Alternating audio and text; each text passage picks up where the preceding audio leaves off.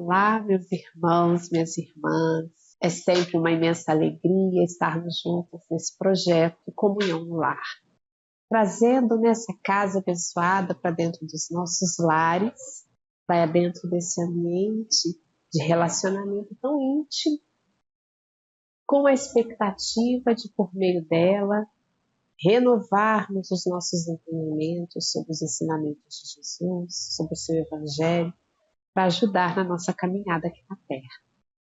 E nós temos trilhado, caminhado pelo livro Jesus no Lar, né?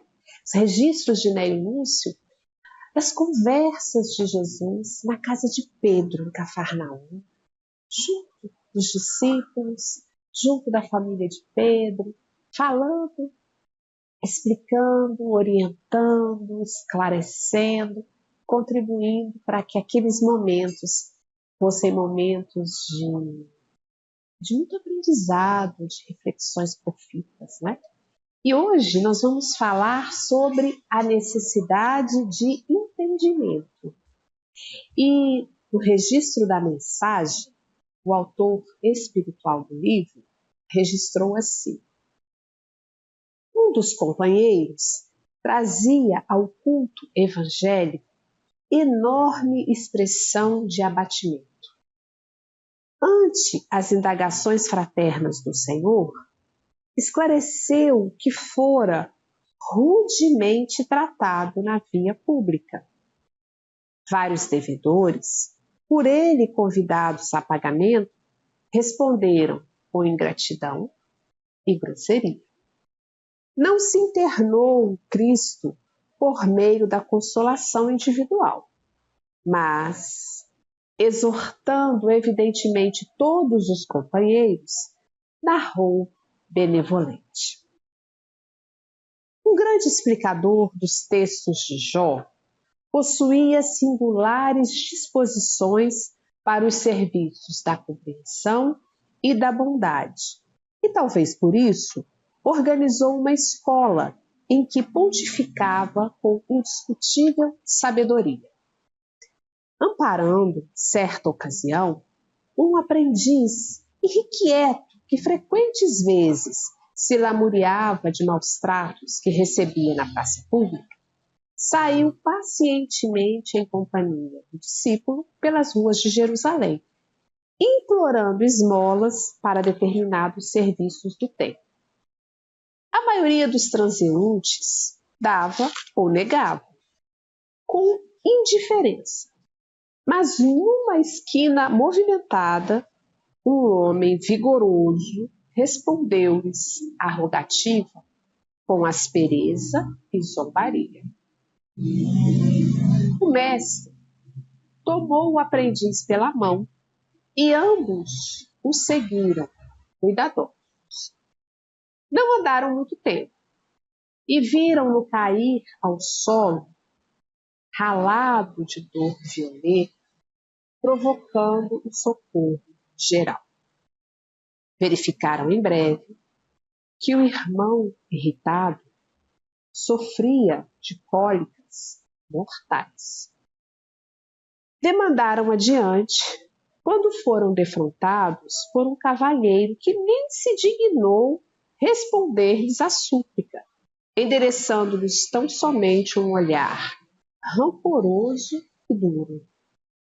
Orientador e tutelado acompanharam-lhe os passos, e quando a estranha personagem alcançou o domicílio que lhe era próprio, repararam que compacto grupo de pessoas chorosas o aguardava.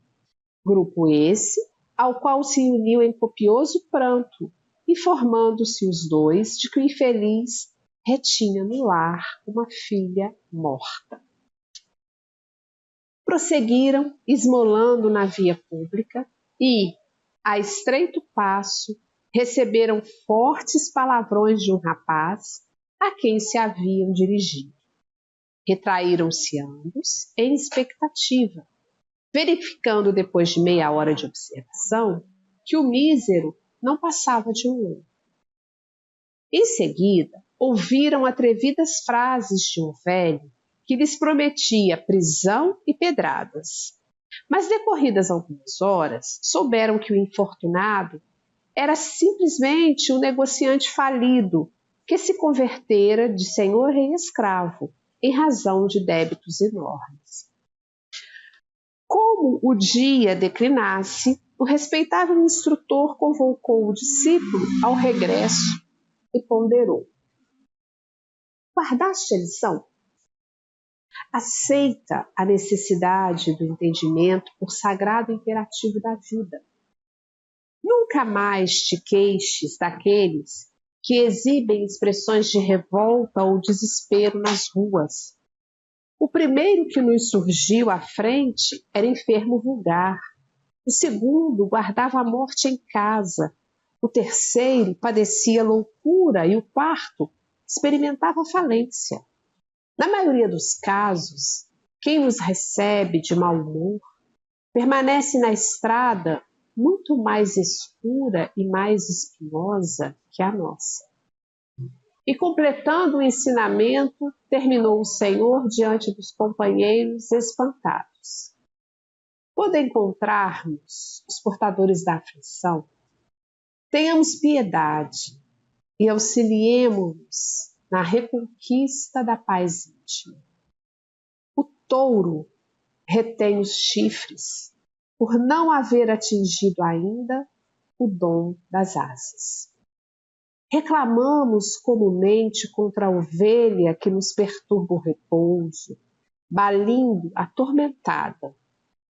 Todavia, raramente nos lembramos de que o pobre animal vai seguindo sob laço pesado a caminho do matador. Esse é Jesus, né?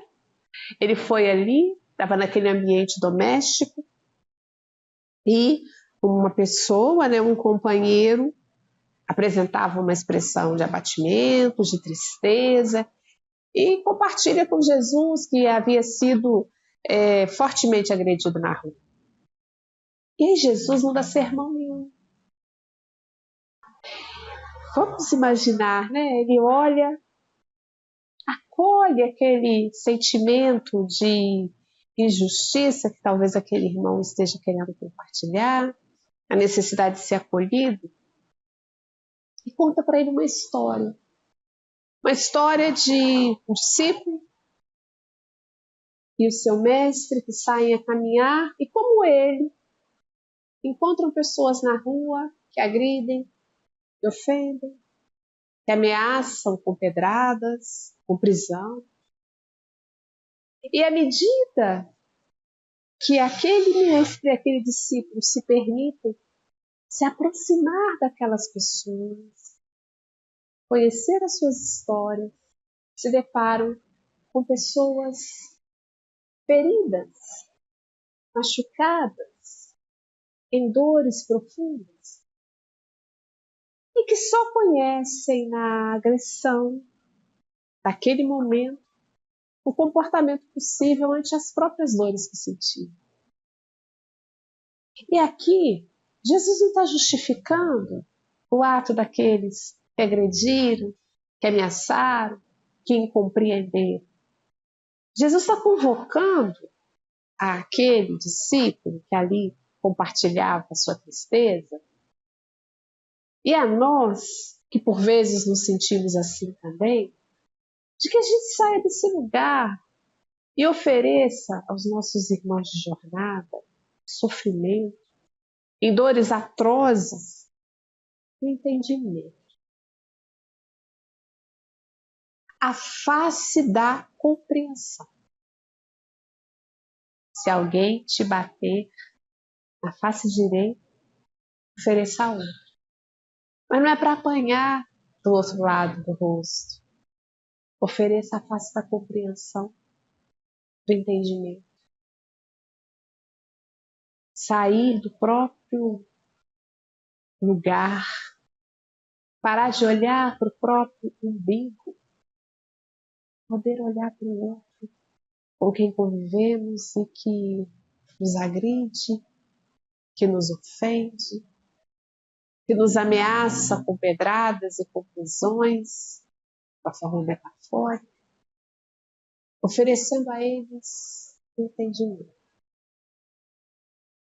Porque muitas vezes esse que agride está ferido, está machucado e não conhece outra linguagem senão a da violência para se relacionar com isso. Vai aprender outra linguagem? Vai. A seu tempo, seu momento. Mas a nós cabe cuidar do nosso agir. O que é que eu devo fazer nessa situação? Porque eu não vou mudar o comportamento do outro. Ficar me remoendo, ficar me martirizando, ficar me machucando com o comportamento do outro que eu não vou mudar. Não. Por isso que Jesus convida ao entendimento, oferecer a face do entendimento. Porque eu posso mudar o meu comportamento, de não ficar na condição de vítima, não me permitir ser dominada pelo abatimento, pelo desânimo, pela desventura e seguir em frente, oferecendo àquele que me magoou o entendimento, a oração, a compreensão, a face da caridade e não do julgamento. E não retribuir a agressão com agressão. Não retribuir a pedrada moral com outra pedrada moral.